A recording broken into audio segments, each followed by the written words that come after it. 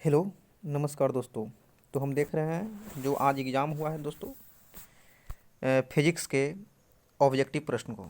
तो ध्यान दीजिए, ये ऑब्जेक्टिव 100% सही है दोस्तों, एकदम आराम से मिला है, आश्वस्त होकर मिला है, बिल्कुल सही है। चलिए ध्यान दीजिएगा। बहुत सारे लोग गलत गलत ऑब्जेक्टिव बना करके लाते हैं दोस्तों। रियली तो ये है कि वो खुद भी नहीं बनाते हैं। देखिए, ध्यान दीजिएगा।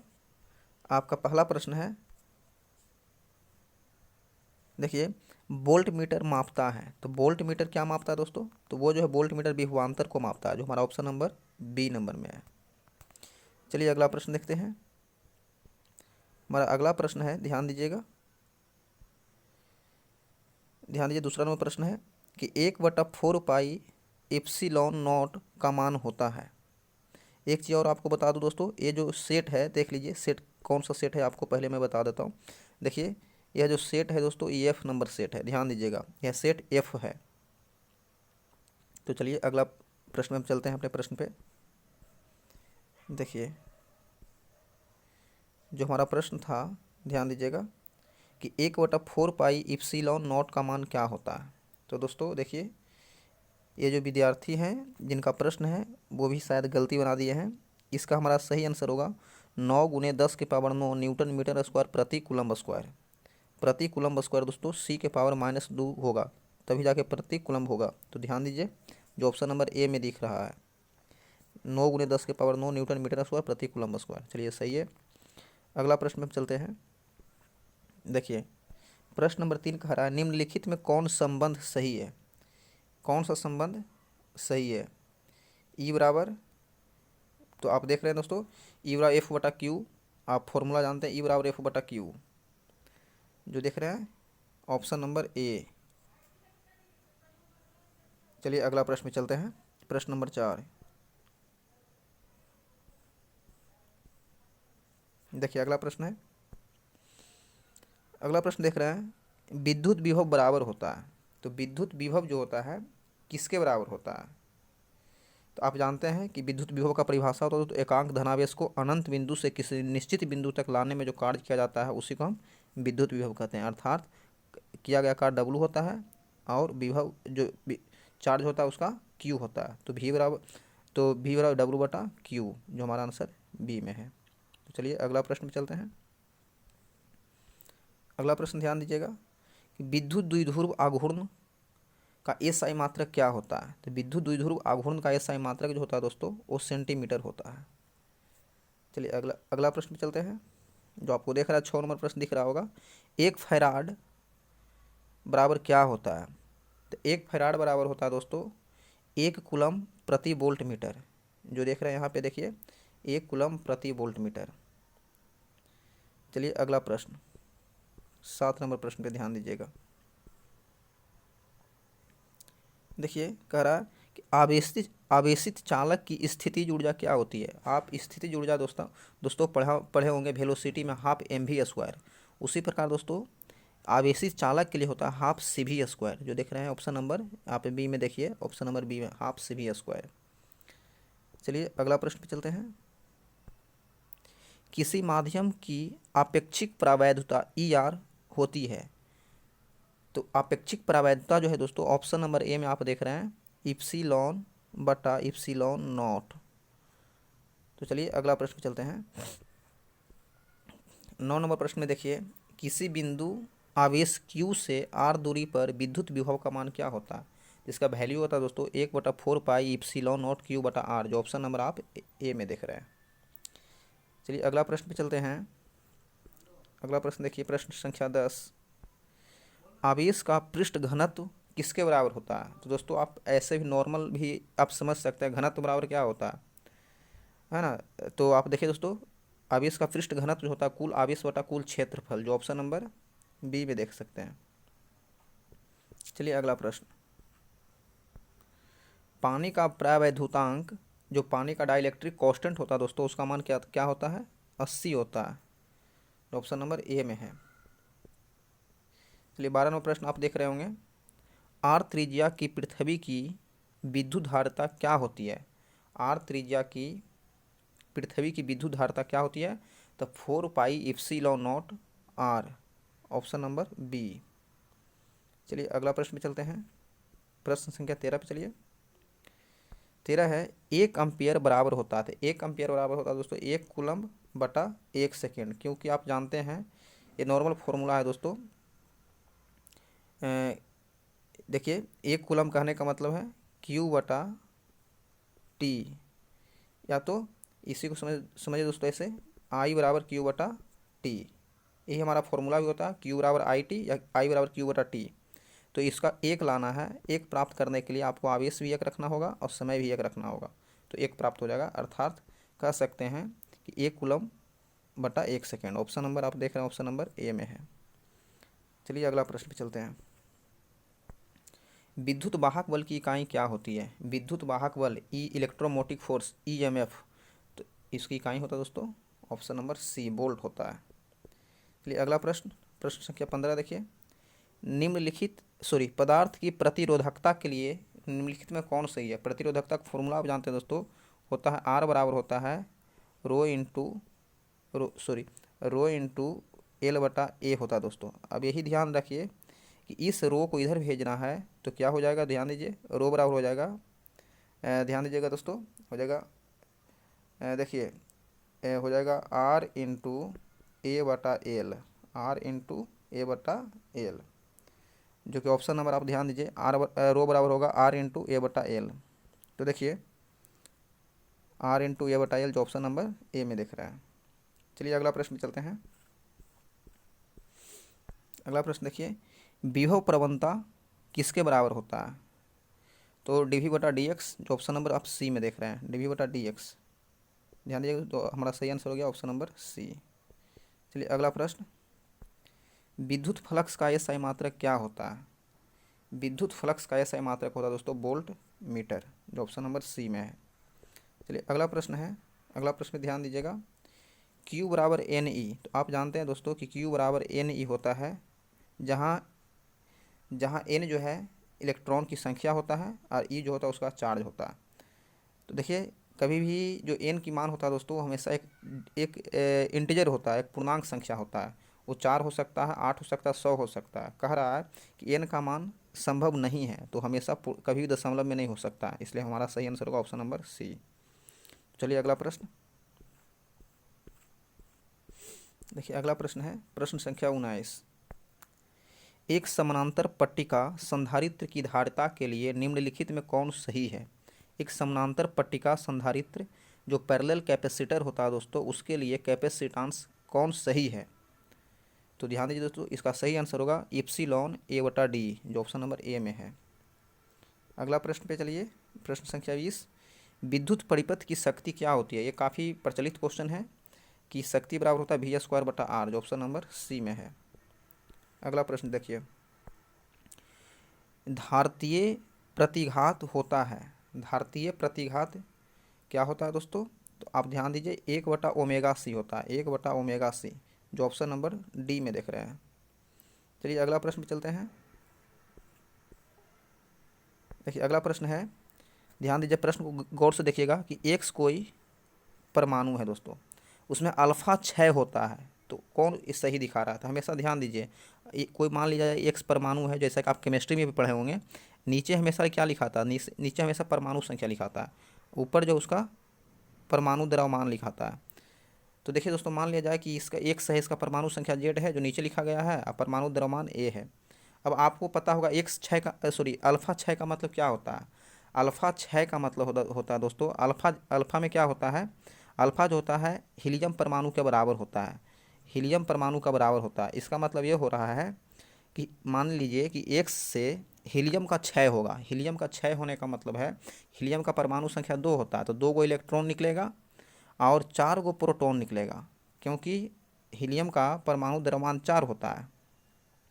तो हमेशा ध्यान रखिए, इससे 4 प्रोटॉन निकलेगा और 2 इलेक्ट्रॉन निकलेगा, तब क्या होगा दोस्तों? ये जो हमारा जो आने वाला है, अब ये क्या कैसा बन जाएगा? तो ध्यान दीजिए, ऐसा कुछ बन जाएगा, जो X है Z में से परमाणु संख्या से 2 घटा दीजिए, ये 2 घट जाएगा, और यहाँ क्या हो जाएगा दोस्तों? ऊपर जो देख रहे हैं A है, ऊपर बन जाएगा A माइनस 4, ए माइनस 4, क्योंकि परमाणु द्रव्यमान ऊपर लिखाता है तो यहाँ से 4 घटेगा और नीचे हो जाएगा जेड माइनस 2। अब देखिए हमारा ऑप्शन कौन है, हमारा आंसर जो होने वाला दोस्तों ऑप्शन नंबर देखिए 1 हो जाएगा, नीचे हो जाएगा जेड माइनस 2 और ऊपर होगा दोस्तों ए माइनस 4। अब देखिए इसको ढूंढ करके कि हमारा ऑप्शन नंबर कहाँ है, तो आप गौर कीजिए ये हमारा आंसर है। जो देखिए आप ऑप्शन में देखिए, आप ऑप्शन नंबर ए में ही देख लीजिए, यही हमारा सही होगा दोस्तों। और देखिए कहीं ना कहीं कुछ ना कुछ गलत है। चलिए अगला प्रश्न चलते हैं, प्रश्न संख्या 23 पे चलिए। निम्नलिखित में कौन मौलिक कण नहीं है? तो आप जानते हैं फंडामेंटल पार्टिकल होता है इलेक्ट्रॉन, प्रोटॉन और न्यूट्रॉन। अल्फा कण फंडामेंटल पार्टिकल नहीं है। अगला प्रश्न पे चलते हैं, टीवी प्रसारण के लिए निम्नलिखित में कौन आवृत्ति प्राप्त है? जो टीवी चलता है दोस्तों उसके लिए जो फ्रीक्वेंसी होता है उसका रेंज क्या होता है? तो 30 हर्ट्ज से 300 मेगा हर्ट्ज होता है। हमारा ऑप्शन नंबर सी सही है। अगला प्रश्न चलिए 25 नंबर प्रश्न। 25 नंबर प्रश्न आप देख रहे होंगे कि क्षीणता को मापने के लिए निम्नलिखित में कौन मात्रक सही है? तो डेसिबल हो तो दोस्तों, और एक याद रखिए डेसिबल जो है ध्वनि की इकाई भी डेसिबल होता है, क्षीणता की इकाई भी डेसिबल होता है। पी प्रकार का अर्धचालक होता है, और याद रखें दोस्तों आप केमिस्ट्री में पढ़े होंगे एन टाइप अर्धचालक, पी टाइप अर्धचालक, और फिजिक्स में भी पढ़ना है।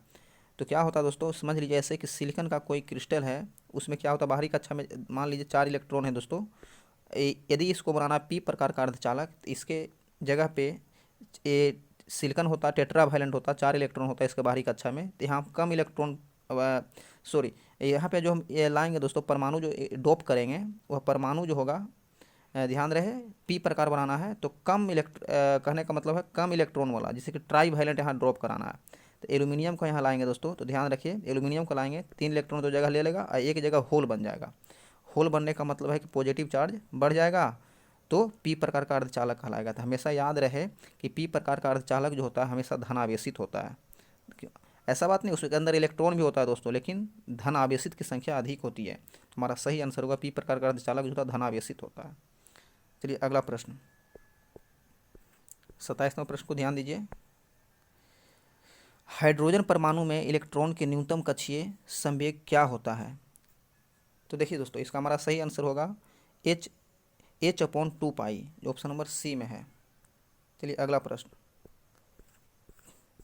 प्रश्न देखिए, दाता अपद्रव परमाणु की संयोजकता क्या होती है?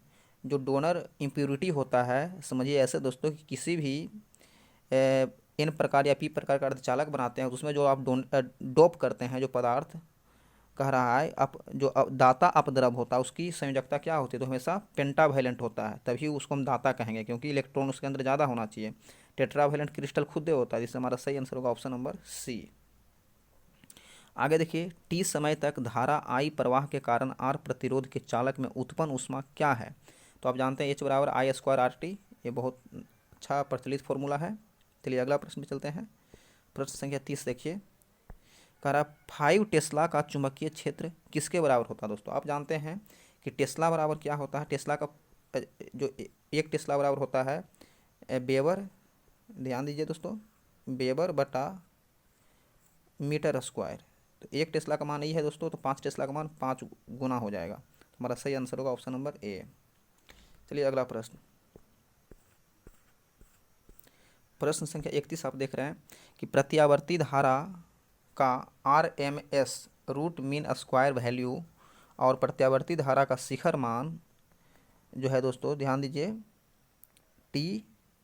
शिखर मान I0 के बीच का संबंध क्या है? तो हमारा इसका सही संबंध होगा दोस्तों IRMS इक्वल टू होगा 0.707, जो हमारा सही आंसर है ऑप्शन नंबर सी।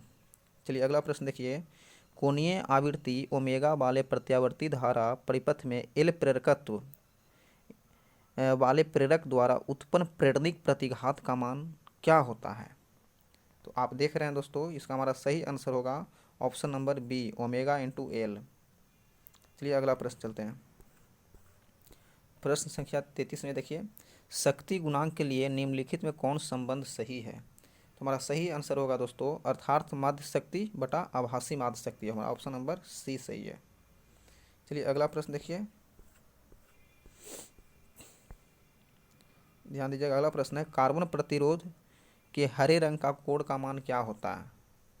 ध्यान दीजिएगा दोस्तों, जैसा कि देखिए ये स्टूडेंट्स भी बनाने का प्रयास किया है, लेकिन फिर भी लगता है क्वेश्चन को गलती बना दिया है दोस्तों। देखिए कार्बन प्रतिरोध के हरे रंग का कोड क्या होता है।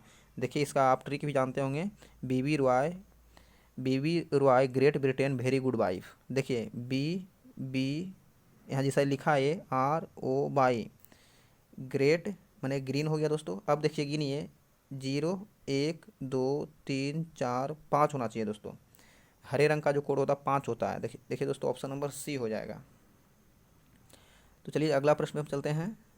देखिए प्रश्न संख्या 35 पे देखिए आप कि चुंबकीय क्षेत्र बी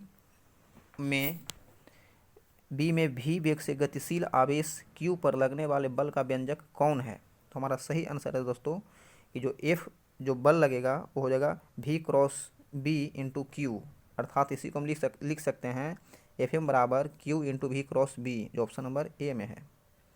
चलिए अगला प्रश्न पे हम चलते हैं। ट्रांसफार्मर के लिए निम्नलिखित में कौन सही है। देखिए दोस्तों यदि क्वेश्चन ना दिख रहा हो तो अपने प्रश्न को ध्यान से पढ़िए और आपको मिलाइए। ट्रांसफार्मर के लिए निम्नलिखित कौन सही है। ट्रांसफार्मर का काम होता है दोस्तों उच्च वोल्टता को निम्न वोल्टता में बदलना और निम्न वोल्टता को उच्च वोल्टता में बदलना। हमेशा वो वोल्ट परिवर्तित करता है, जो हमारा ऑप्शन नंबर डी में है। यह AC वोल्टता को बढ़ाता या घटाता है। चलिए अगला प्रश्न पे चलते हैं। प्रश्न संख्या 37 देखिए, निम्न चुंबकीय ध्रुव प्राबल का SI मात्रक क्या है। इसका है दोस्तों एम्पीयर मीटर, जो ऑप्शन नंबर सी में देख ही रहे हैं। अगला प्रश्न देखिए, पृथ्वी के चुंबकीय ध्रुव पर नमन कोण कितना होता है। ऑप्शन नंबर बी है 90 डिग्री होता है नमन कोण। चलिए अगला प्रश्न चलते हैं। देखिए अगला प्रश्न कह रहा है, निर्वात की चुंबकीय प्रवृत्ति का मान कितना होता है। तो निर्वात की चुंबकीय प्रवृत्ति का मान दोस्तों ऑप्शन नंबर सी है 1 होता है। अगला प्रश्न भी देखिए, चुंबकशीलता के लिए निम्नलिखित में कौन संबंध सही है। तो हमारा सही है दोस्तों म्यू बराबर B upon H, option number B में दिख रहा है। अगला प्रश्न देखिए, चुंबकीय याम्योत्तर में पार्थिव चुंबकीय क्षेत्र B नमन कोण डेल B के क्षैतिज घटक E B का उदग्र घटक B भी हो तो निम्नलिखित में कौन सही है। तो हमारा सही आंसर है दोस्तों BH बराबर B कॉस डेल्टा, जो ऑप्शन नंबर आप ए में देख रहे होंगे। ऑप्शन नंबर ए में देखिए BH बराबर B कॉस डेल्टा। चलिए अगला प्रश्न चलते हैं। देखिए दोस्तों प्रश्न नहीं दिख रहा है, लेकिन आप ध्यान दीजिएगा, हमारे पास जो प्रश्न भेजा गया थोड़ा सा उसकी क्वालिटी उतनी अच्छी नहीं है। विद्युत चुंबकीय तरंग के संचरण की दिशा क्या होता है। तो विद्युत चुंबकीय तरंग के संचरण की दिशा क्या होता है दोस्तों। तो ये है E क्रॉस B के समानांतर होता है। ध्यान दीजिए दोस्तों E क्रॉस B, जो ऑप्शन नंबर आप डी में देख रहे हैं। अगला प्रश्न में देखिएगा 43 नंबर, प्रतिरोधों के समानांतर क्रम में निम्नलिखित में से कौन समान होता है। प्रतिरोधों के समानांतर क्रम में तो आप जानते हैं दोस्तों जब प्रतिरोध इस टाइप से जुड़ते हैं, ध्यान दीजिए इस टाइप से ढेर सारे प्रतिरोध को आप इस प्रकार से जोड़ते हैं तो इसमें क्या है दोस्तों, जो गैप नहीं करता है। तो आप जानते हैं कि इसमें जो विभवांतर होता है, जो वोल्ट होता है, वो गैप नहीं करता, लेकिन करेंट जो है सब में I1 I2 करके बढ़ जाता है, तो इसमें विभवांतर वही रहता है। अगला देखते हैं, 1 हेनरी किसके बराबर होता है। 1 हेनरी बराबर 10 पावर 3 मिली हर्ट्ज होता है, जो आप देख रहे हैं ए। चलिए अगला प्रश्न कह रहा है, रेडियो एक्टिविटी तत्व के लिए निम्नलिखित में कौन सही है। जो रेडियो एक्टिव या रेडियो सक्रिय तत्व होता है दोस्तों, उसके लिए क्या सही है। तो देखिए दोस्तों इसमें फॉर्मूला जो है TA बराबर आप देख रहे हैं 1/λ होता है। यदि आप इसे हल कीजिएगा दोस्तों आगे चल करके, तो यहाँ T हाफ कहीं लिखा नहीं है, नहीं तो इसका मान होता T। देखिए दोस्तों मैं आपको बताता हूँ, इसका मान ये भी है TA भी बराबर होता है T हाफ, ध्यान दीजिएगा T हाफ बटा 0.693 भी होता है। लेकिन ध्यान दीजिए दोस्तों हमें T हाफ की चर्चा नहीं किया है, इसलिए हम ऑप्शन नंबर बी को ही सही करेंगे। चलिए अगला प्रश्न, T हाफ का मतलब हाफ लाइफ टाइम होता है दोस्तों, जो आप जानते हैं केमिस्ट्री में भी पढ़ा होगा, half life time chemical kinetics में। चलिए अगला प्रश्न, निम्नलिखित में कौन सही है। तो आप देखिए ये बाइनरी ऑपरेशन है दोस्तों, आप जानते हैं डेसिमल से बाइनरी में, बाइनरी से डेसिमल बदलना आना चाहिए। तो 12 का यदि हम बाइनरी में बदलेंगे दोस्तों तो ऑप्शन नंबर हमारा ए है, जो आप बनाइएगा, मैंने इसे बनाया है, तो ऑप्शन नंबर ए आएगा 1100, इसे हम लिख सकते हैं। आगे देखिए मूल गेट जो है, जो लॉजिक गेट आप पढ़ा है, मेनली कौन है, जो मेनली जो है कौन है। तो देखिए दोस्तों, एंड भी है जो मूल में ही आता है, एंड और नॉर, नॉर नहीं नॉट, एंड और नॉट, ये तीनों मूल है। बाकी जो है इसी से इसके व्युत्पन्न होता है, एंड हो गया, नैंड हो गया, नॉर हो गया, ये सब जो है इसके व्युत्पन्न होता है दोस्तों। तो ऑप्शन नंबर ए हमारा सही है। चलिए अगला प्रश्न देखते हैं, निम्नलिखित में कौन आवेशित नहीं है। तो अभी देखिए दोस्तों, आपको पता होना चाहिए कि इलेक्ट्रॉन हो गया और बीटा कण हो गया, दोनों निगेटिव चार्ज होता है इस पर, और अल्फा कण पे होता है पॉजिटिव चार्ज, और फोटोन पे कोई भी चार्ज नहीं होता है, ये आवेशित कण नहीं है। हमारा सही आंसर होगा ऑप्शन नंबर ए। अगला प्रश्न देखिए, अगला प्रश्न है, कार्बन प्रतिरोध का रंग कोड में पीला रंग का मान क्या होता है। देखिए दोस्तों, कार्बन कोड से 2 प्रश्न दे चुका है। तो कार्बन प्रतिरोध में रंग कोड में पीला रंग का क्या होता है, तो आप जानते हैं दोस्तों, इसका हम लिखते हैं BB, ध्यान दीजिए, RY ROY, BB RY पीला। देखिए दोस्तों, तो यहाँ शुरू करते हैं, ये हो गया, देखिए 1 2 3 और 4, आप देख रहे हैं बाई आ गया दोस्तों, बाई का मतलब येलो होता है। देखिए इसका वैल्यू होगा 4। तो आप देखिए हमारा सही आंसर ऑप्शन नंबर डी। तो अगला प्रश्न चलते हैं, निम्नलिखित में किस भौतिक राशि का पुनर्वितरण प्रकाश के व्यक्तीकरण होता है, इंटरफेरेंस ऑफ लाइट के उसी के कारण होता है। तो उसकी तीव्रता जो होता है दोस्तों, उसी के कारण इंटरफेरेंस ऑफ लाइट होती है। अगला प्रश्न पे देखिए, फोटोन का विराम द्रव्यमान कितना होता है। फोटोन जब विराम में रहता है दोस्तों, तो उसका जो द्रव्यमान होता है वो शून्य होता है। अगला प्रश्न देखिए, प्रश्न संख्या 52 में देखिए, बोर का आवर्ती शर्त क्या है, जो फ्रीक्वेंसी कंडीशन है दोस्तों नील्स बोर का, वो क्या है। तो ध्यान दीजिए, वो है E1 - E2 बराबर hμ, जो कि ऑप्शन नंबर बी में देख रहे हैं। आगे देखिए, सौर ऊर्जा का स्रोत क्या है, जो सूर्य में जो ऊर्जा है दोस्तों, उसका स्रोत क्या है। तो उसका मेनली स्रोत नाभिकीय संलयन होता है। देखिए नाभिकीय संलयन जो ऑप्शन नंबर डी में है।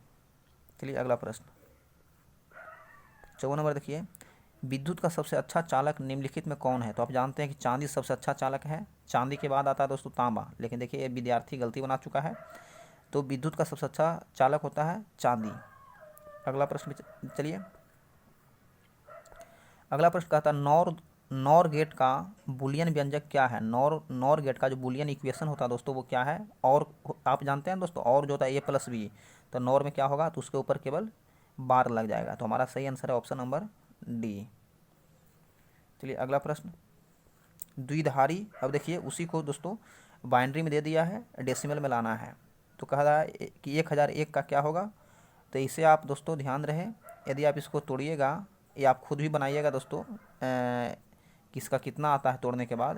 तो इसका आएगा दोस्तों ऑप्शन नंबर सी है, नो आना चाहिए, नो ही आएगा। चलिए अगला प्रश्न देखिए, अगला प्रश्न है, औसत रंग पीला के अपवर्तनांक के लिए निम्नलिखित में कौन सही है। तो इसका सही आंसर होगा दोस्तों, ध्यान दीजिए, पीला के लिए μr + μv/2, जो देख रहे हैं ऑप्शन नंबर ए में है। ध्यान दीजिए ऑप्शन नंबर ए में है। चलिए अगला प्रश्न, समानांतर सतह वाली कांच की पट्टी की शक्ति होती है। समानांतर सतह वाली जो समानांतर सतह होती है दोस्तों, कांच की पट्टी की शक्ति कितनी होती है। तो उसका पट्टी का शक्ति होता है दोस्तों 0, जो ऑप्शन नंबर बी में है। अगला प्रश्न देखिए, कोणीय वर्ण विक्षेपण किसके बराबर होता है। जो कोणीय वर्ण विक्षेपण होता है दोस्तों, वो होता है A इंटू, ध्यान दीजिए, A इंटू μv - μr, जो ऑप्शन नंबर देख रहे हैं ऑप्शन नंबर ए में देखिए, μv - μr इंटू A, जो हमारा सही ऑप्शन नंबर ए। अगला देखिए, खगोलीय दूरदर्शी के लिए निम्नलिखित में कौन सही है। जो खगोलीय होता है, एस्ट्रोनॉमल होता है दोस्तों, जो खगोल विज्ञान होता है, उसके अंदर क्या होता है, जो टेलीस्कोप होता है, उसमें क्या होता है, जो ऑब्जेक्टिव लेंस होता है, जो बड़ा होता है, जो आई के बगल में होता है, आप जानते हैं, वो छोटा होता है। तो इसकी फोकस दूरी जो होगी दोस्तों बड़ा होगा, और आई के बगल में होता है वो छोटा होगा। तो एफ देख रहे हैं, objective greater than F I P. तो हमारा सही आंसर है ऑप्शन नंबर बी। चलिए अगला प्रश्न चलते हैं कि हवा में एप्सिलॉन आर का मान क्या होता है। तो आप जानते हैं दोस्तों कि हवा का एप्सिलॉन आर का मान जो होता है 1 होता है, जबकि चलिए अगला प्रश्न में हम चलते हैं 61-62 नंबर प्रश्न देखिए, ध्यान दीजिए, विद्युत क्षेत्र में एक आवेशित कण पर लगने वाला बल का मान क्या होता है। तो F बराबर क्यू ई, फॉर्मूला ही जानते हैं दोस्तों, काफ़ी सिंपल। F बराबर होता है Q इंटू ई, जो ऑप्शन नंबर ए में देखिए। चलिए अगला प्रश्न देखिए, चित्र में ए और बी के बीच समतुल धारता क्या है। कुछ नहीं है दोस्तों, ये तो ऐसे ही कैंसिल हो जाएगा। हमारा सही आंसर होगा ऑप्शन नंबर सी, सॉरी इसका सही आंसर है ऑप्शन नंबर ए में है, जो सी होगा। चलिए अगला प्रश्न चलते हैं 64, प्रकाश वर्ष किस भौतिक राशि का मात्रक है। तो प्रकाश वर्ष जो है दूरी की मात्रक है दोस्तों। प्रकाश वर्ष का मतलब होता है कि प्रकाश की किरणें एक साल में जितनी दूरी तय करती है उसे हम प्रकाश वर्ष कहते हैं। इससे समझिए दोस्तों कि सूर्य की किरण जैसे हमारे पृथ्वी पर आने में लगभग 8 मिनट के आसपास समय लेती है दोस्तों, तो उससे समझिए कि प्रकाश जो है एक साल तय करती है जितनी दूरी एक साल में, उसी को हम बोलते हैं प्रकाश वर्ष। तो चलिए अगला प्रश्न में हम चलते हैं। देखिए दोस्तों अगला प्रश्न है 64-65 नंबर। आप देख रहे होंगे कि एक सरल सूक्ष्मदर्शी से बना हुआ प्रतिबिंब होता है। तो आप जानते हैं दोस्तों सरल सूक्ष्मदर्शी में कौन सा लेंस होता है, तो उत्तल लेंस होता है, एक छोटा सा उत्तल लेंस होता है। तो इसके लिए क्या होगा दोस्तों, इसके जो प्रतिबिंब बनेगा आभासी और सीधा बनेगा, जो ऑप्शन नंबर ए में देखिए, काल्पनिक और सीधा।